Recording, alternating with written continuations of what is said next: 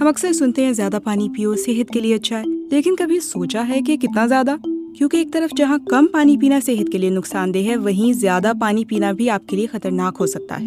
हमारे जिस्म का तकरीबन 60% सिर्फ पानी है। ऑक्सीजन पहुंचानी हो, खाना हजम करना हो या जिस्म का दर्जा हरारत ठीक रखना हो, पानी हर चीज में मदद करता है। लेकिन रोजाना कितना पानी पीना चाहिए?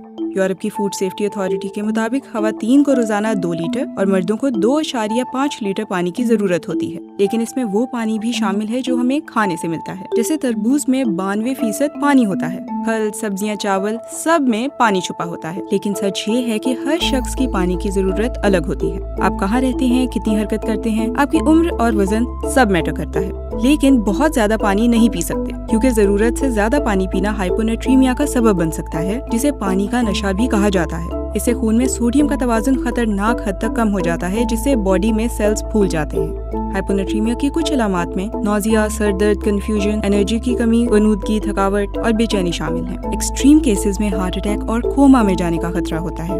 तो हल क्या है? बस अपने जिस्म की सुने। प्यास लगे तो पानी पिएं। यूरिन गहरा पीला होने लगे तो ये पानी की कमी की निशानी हो सकती है।